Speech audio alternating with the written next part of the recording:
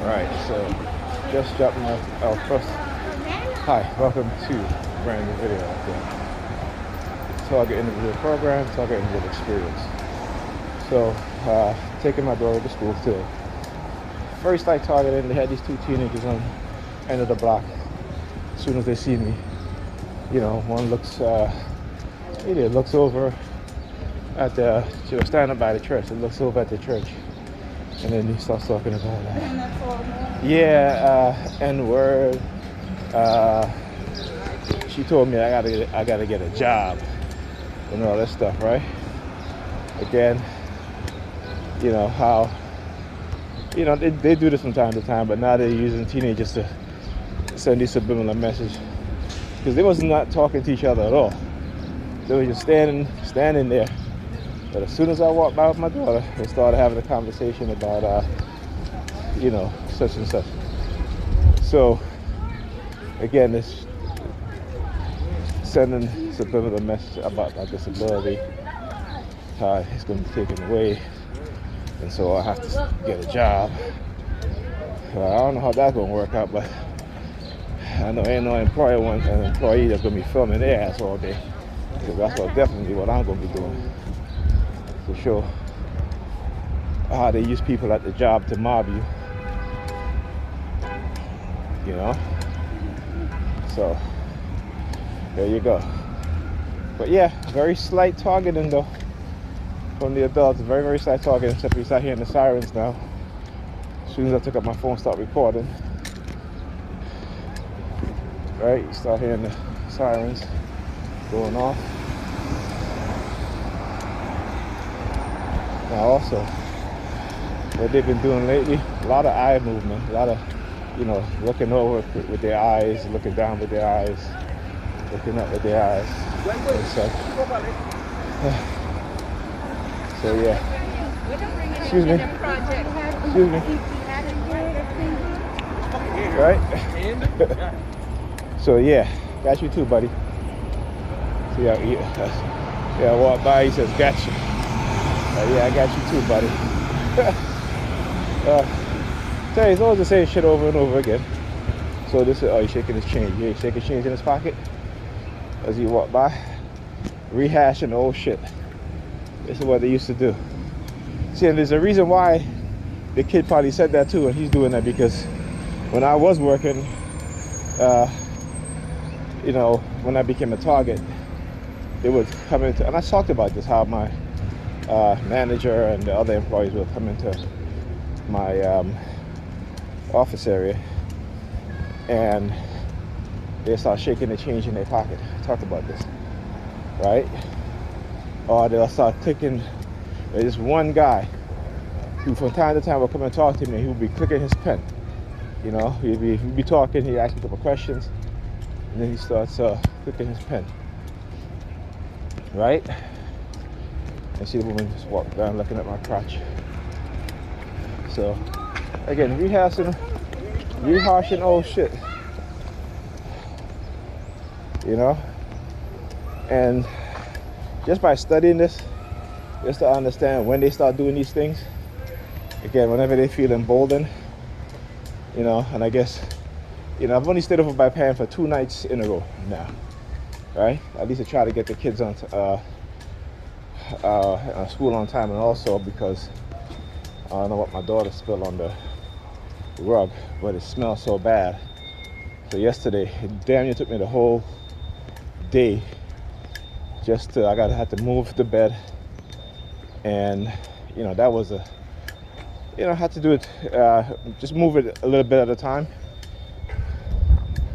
and she starts moving now. See, start standing there. As soon as I get close to it, they start moving. It's again rehashing old shit that they used to do. How they would stand up in the middle of the sidewalk, middle of the street, or sidewalk.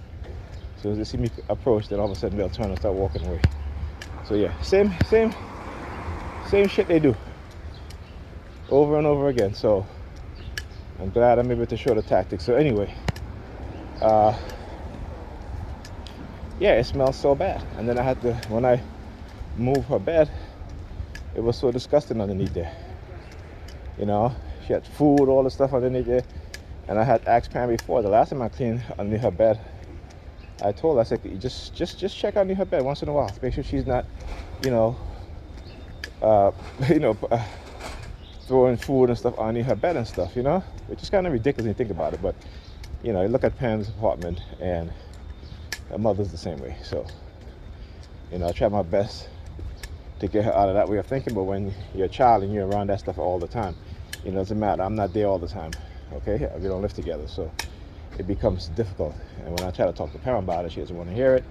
She tells me I'm verbally abusing her, Yeah, I keep telling her all the time. I say, so what do you think you're doing to me? What do you think when I talk to you about cleaning up your house? Because when I come over there, I say it's a trigger being there. I say you refuse to hear what I say. And so then when I leave, you want to complain. But how can you complain? Okay, when I tell you when I come there, it's a trigger to see your house in this state and have the kids living like that, and I have to come and clean up, right? And then I can't walk. Yesterday I had to when I went to get my daughter, I could barely walk. I walked to the end of the block, and my back was like, no, buddy, you can't move anymore. And literally, it took me about 15 minutes just to walk those 2 blocks, right? Just those 2 blocks, 15 minutes, those 2 blocks to go and get her, and then another 15 minutes to walk back. Right? So that's half an hour of just, walking 2 blocks back and forth. Okay? And, I mean, it's ridiculous, but, what can you do, right? I try to make space for the kids so they can have a clean area in which they can, do homework in, can play in, can sit down, watch some TV in, and then she goes and she takes shit from her bedroom and just put it right in the middle of the damn living room.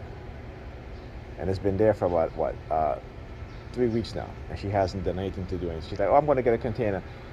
What does she do? On her weekend, she's not going to go get a container. She wants me to go get a container. That's what she wants, And I'm like, no, I'm not doing it. I bought you I bought you those things before. I'm not doing it again. No, I'm not doing it. Refuse to do it. So I'm gonna have to end up just throwing that whole shit out. I'm gonna just throw it out. She's gonna be mad. She's gonna be upset, but I'm gonna throw it out. Because again, there's no concern about the kid's safety, and she just leave it right in the living room, right there. But stuff in there that can fall. As a matter of fact, one of the things fell on my feet, and I got a cut on my feet because of that. So, But, again, no concern. Whenever I clean on the kitchen table, all of a sudden now she's like, oh, I got to start crafting now. Mind you, she has a desk in her room, right? Which is messy as hell. Won't clean it, nothing like that. But as soon as I clean on the table, all of a sudden now, I'm in a crafting mood. Yeah, because you see a clean space and now you want to start crafting, but then, a week later, the shit goes back to where it is. Again, have a whole bunch of shit piled up on the kitchen table. We sit down and eat it. You're supposed to sit down and eat it. Eat on, Yeah, so it's tough dealing with stuff. And I was talking to my ex the other day. And I said, I reached out to her mother. I reached out to her uncle, talked to her about it, and they just basically call her back and be like, oh, he don't love you. He's just talking this and this and this about you. You know what I'm saying? Like, I keep to myself, do these people really care? Do they really care? Because they would talk to her about it, and whatever excuses she gives them, I guess she's there buying it because it's bullshit. Like I said, she'll get up early on a Saturday to go out and spend the whole day out with her friends. And then I got to hear how tired she is, and the kids got to suffer because when she just sleeps all the time. After that, she's sick. After that, and I got to come in, I got to deal with this shit. And as much as I want to walk away and be like, you know what, when you care, the thing is that when you care too much, this is what happens. But that's a lot of these modern women for you.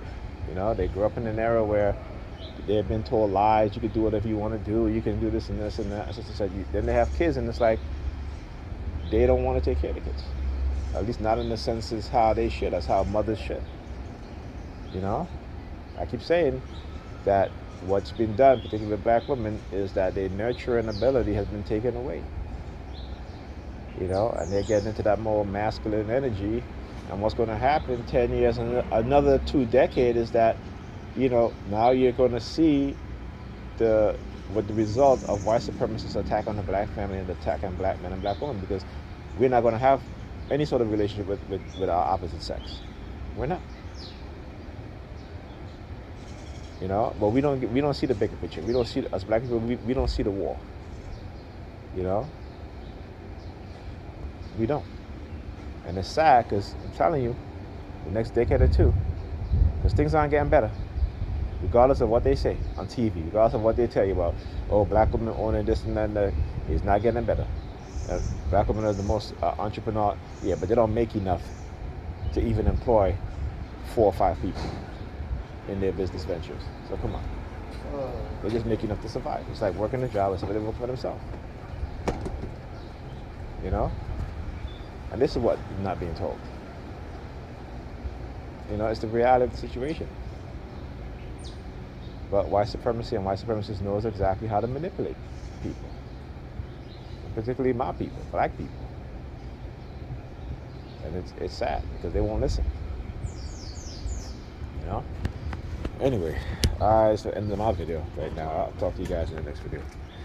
Call for what you want, motherfucker.